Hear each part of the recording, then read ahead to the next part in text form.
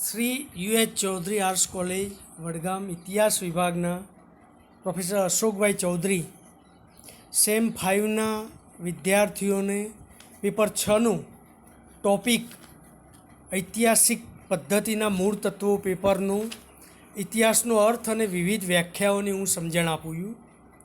તો એમાં મેં સ્લાઇડ બનાવી છે. એમાં છે કે ઇતિહાસ શબ્દની ઉત્પત્તિ.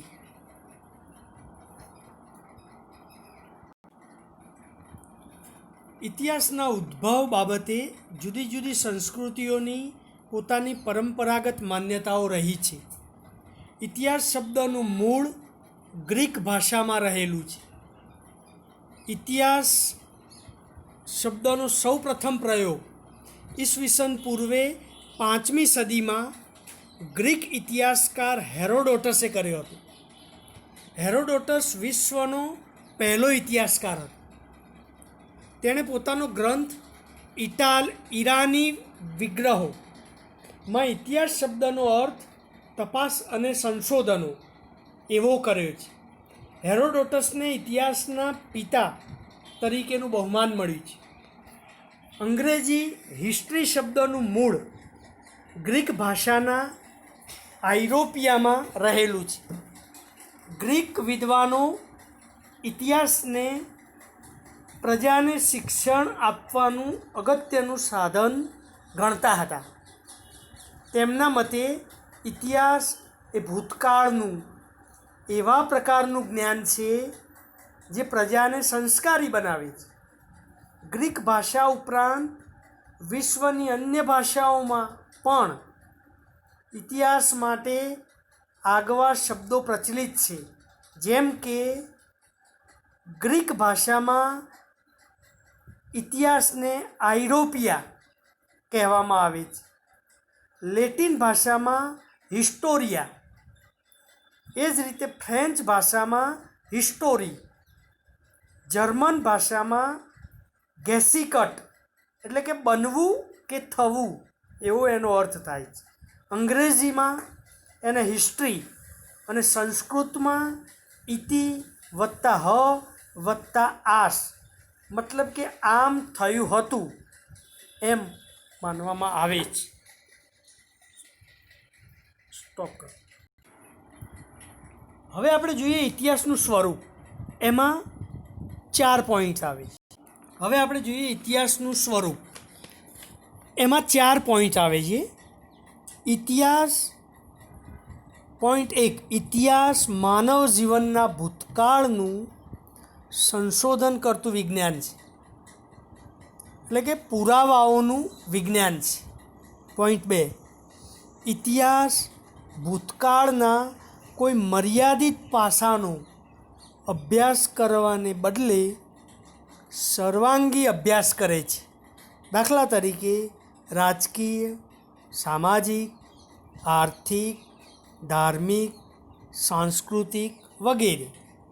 પોઈન્ટ 3, ઇતિહાસમાં સમય, સ્થાન, વ્યક્તિ અને ઘટના એ અનિવાર્ય બાબતો છે. પોઈન્ટ 4, ઇતિહાસ ભાવિ પેઢી માટે માર્ગદર્શક પણ બની શકે છે. અને 5મું છે, બદલાતા વર્તમાનની સાથે ભૂતકાળ તરફ જોવાનો અભિગમ પણ બદલાય છે. તો આ જે આપણે 5 મુદ્દાઓ જોયા એ એનું સ્વરૂપ સમયાંતરે બદલાતું રહે છે. હવે આપણે ઇતિહાસની વિવિધ વ્યાખ્યાઓ જોઈએ તો એમાં સોશિયલ સાયન્સ રિસર્ચ કાઉન્સિલની વ્યાખ્યા 1946માં આપી હતી. તે મુજબ ઇતિહાસ શબ્દના 5 અર્થ થઈ શકે. 1, ભૌતિક કે જીવ વિજ્ઞાન. 2, માનવ જાતિનો ભૂતકાળ અથવા તો એનો કોઈ ભાગ. 3, માનવ જાતિના ભૂતકાળના અવશેષો કે તેની નોંધો. ચોથો પોઈન્ટ, ઉપરોક્ત સાધનો પરથી ભૂતકાળના કોઈ ભાગનો અભ્યાસ, રજૂઆત કે સ્પષ્ટીકરણ. પાંચમું છે જ્ઞાનની એક શાખા કે જે માનવ જાતિના ભૂતકાળની કે તેના કોઈ ભાગની લેખિત નોંધો રાખી અભ્યાસ કરે છે અને સ્પષ્ટીકરણ આપે છે. તો આ થયા એની વિવિધ વ્યાખ્યાઓ સોશિયલ સાયન્સ રિસર્ચ કાઉન્સિલે જે આપી છે એ મુજબના 5 અર્થ કરી શકાય. હવે આપણે ઇતિહાસકારોએ જે વ્યાખ્યાઓ રજૂ કરી છે એમાંની એક વ્યાખ્યા છે કે મનુષ્યના ભૂતકાળના ભવ્ય કાર્યોની યાદ તાજી રાખવા તથા તેમાંથી ભાવિ પેઢીને પ્રેરણા આપતું શાસ્ત્ર એટલે ઇતિહાસ. આ વ્યાખ્યા આપી છે ફ્રેન્ચ ઇતિહાસકાર કારો લેંગ્લો અને સિગ્નેબો. બીજી વ્યાખ્યા છે ઇતિહાસ એ ભૂતકાળનું સત્ય કહેતું શાસ્ત્ર છે.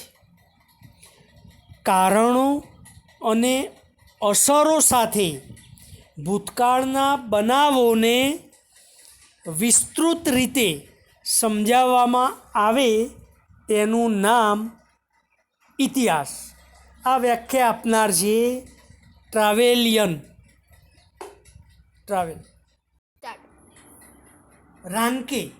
રાન્કે ઇતિહાસની વ્યાખ્યા આપી છે તો એને એમ કહેવું છે કે જ્ઞાન માટેની તૃષા અને સત્ય શોધી કાઢવા માટેનું સંશોધન એટલે ઇતિહાસ. તો એ જ રીતે આરસી મજમૂરદાર ને વ્યાખ્યા આપી છે કે મનુષ્ય અરસપરસના વર્તાવના અભ્યાસને તથા પરસ્પર સુમેળ સાધવાનો પ્રયત્ન એટલે ઇતિહાસ. એ જ રીતે જોન્સન પણ એમ કહે છે કે અતીતમાં થયેલી દરેક ઘટના ઇતિહાસ છે. ઇતિહાસ એ સ્વયંભૂત કાળ છે. ઇતિહાસ એ સ્વયં ભૂતકાળ છે. વોલ્ટેરને પણ ઇતિહાસની વ્યાખ્યા સમજાવવાનો પ્રયત્ન કર્યો છે. એને એક જ લીટીમાં કહ્યું છે ઇતિહાસ માનવ સમાજનો અહેવાલ છે. એ જ રીતે માર્ક બ્લોક એમ કહે છે કે ઇતિહાસ એ સમય અને સ્થળ સહિત માનવીનો ભૂતકાળ વર્ણવતું શાસ્ત્ર છે. H.G. વેલ્સ પણ એમ કહે છે કે ઇતિહાસ વિચારોનું વિવરણ છે. તો પ્રોફેસર ઘાટે એમ કહે છે કે ઇતિહાસ મનુષ્યના સંપૂર્ણ ભૂતકાળનો વૈજ્ઞાનિક અભ્યાસ છે અને લેખાજોખા છે. આર્નોલ્ડ ટોયનબી ઇતિહાસની વ્યાખ્યા આપતા કહે છે કે પ્રગતિના પંથે પ્રયાણ કરતી માનવ પ્રવૃત્તિઓની નોંધ એટલે ઇતિહાસ. તો આ રીતે અનેક ઇતિહાસકારોએ પોતાના મત રજૂ કર્યા છે અને પોતાના મત પ્રમાણે ઇતિહાસની વ્યાખ્યાઓ પ્રયોજી છે. વધારામાં જોઈએ તો હેજ, મૂન અને વેલેન એમ કહે છે કે ભૂતકાળથી લઈને અત્યાર સુધીની માનવીની સમગ્ર કથા એટલે ઇતિહાસ. તો રેપ્સન ઇતિહાસકાર એમ કહે છે કે ઘટનાઓ અને વિચારોની પ્રગતિનું ક્રમબદ્ધ વિવરણ એટલે ઇતિહાસ.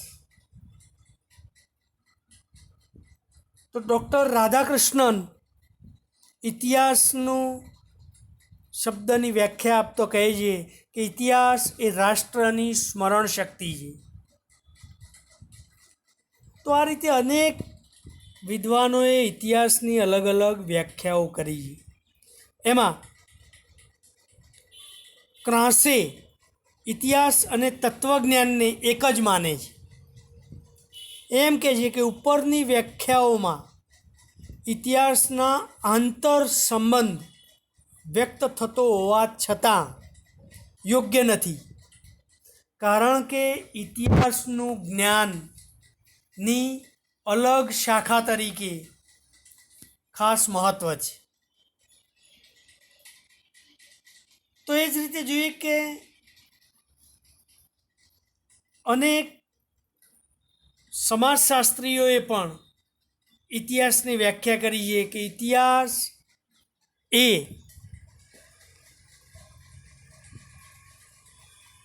વ્યક્તિવાચક નામો સાથેનું સમાજશાસ્ત્ર છે, જ્યારે સમાજશાસ્ત્ર એ વિશેષ નામો વગરનો ઇતિહાસ છે. તો એ રીતના પોલિટિશિયનોએ પણ, દાખલા તરીકે સીલી એ રાજશાસ્ત્રના પ્રોફેસરે એમ કહ્યું કે વ્યવહારુ રાજશાસ્ત્ર વગેરે ઇતિહાસ સાહિત્યનો ભાગ છે.